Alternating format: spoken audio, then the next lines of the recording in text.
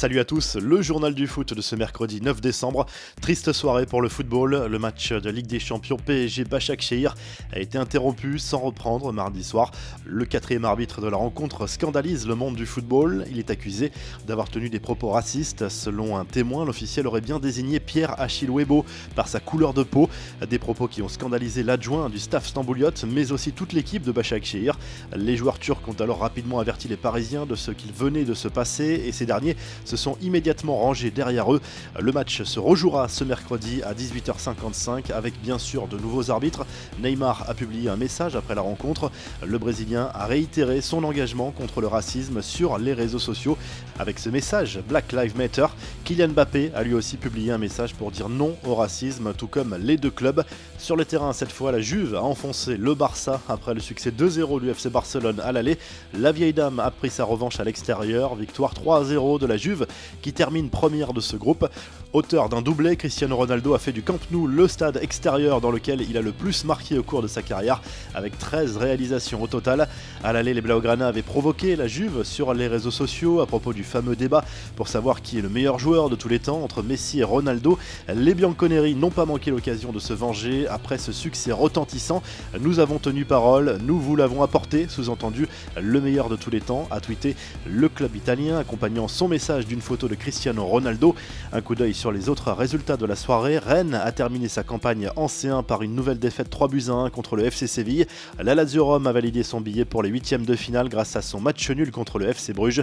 Le Borussia Dortmund s'est imposé sur la pelouse du Zénith Saint-Pétersbourg et ce match a été à l'occasion de voir un nouveau record tomber. À 16 ans et 18 jours, Youssoufa Moukoko est devenu le plus jeune joueur de l'histoire à faire son entrée sur une pelouse pour un match de C1. Enfin, voici le programme de ce mercredi soir. En plus du match à rejouer du PSG, Marseille va tenter de réaliser un exploit sur le terrain de Manchester City. Les Olympiens ont encore un espoir de terminer 3e dans ce groupe et d'être reversés en Europa League. Cela dépendra également de l'autre match du groupe entre l'Olympiakos et le FC Porto. Pression maximale sur le Real Madrid qui doit s'imposer face au Borussia Mönchengladbach pour être certain de se hisser en 8e de finale. Le match entre l'Inter et le Shakhtar Donetsk est également décisif, tout comme le match Ajax-Atalanta dans le groupe D. Les infos en bref, et si André Villas-Boas prolongeait son aventure à l'OM, le coach portugais s'est exprimé pour la première fois sur une éventuelle prolongation au micro de RMC Sport. L'entraîneur portugais a annoncé le début de discussions. Au lendemain du tirage au sort, l'UEFA a communiqué le calendrier complet des matchs qualificatifs pour le Mondial 2022.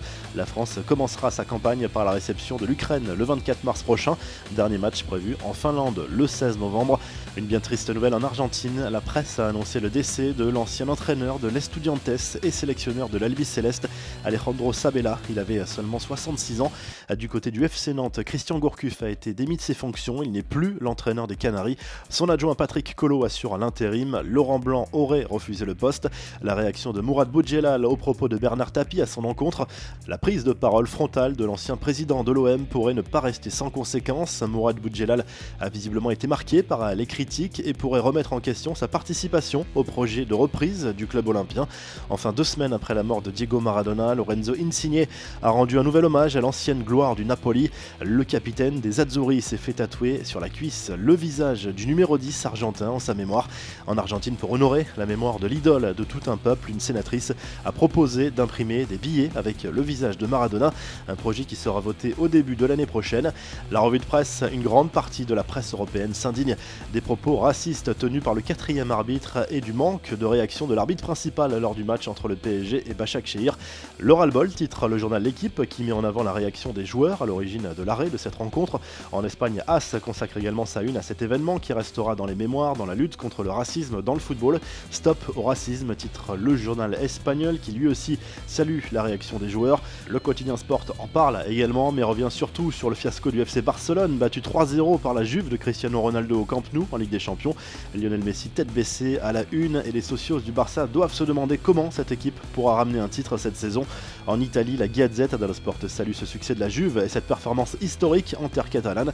Cristiano Ronaldo a encore été décisif et offre la première place de ce groupe à la vieille dame. Vous retrouvez l'actu foot sur topmercato.com, l'appli Top Mercato et à très vite pour un nouveau journal du foot.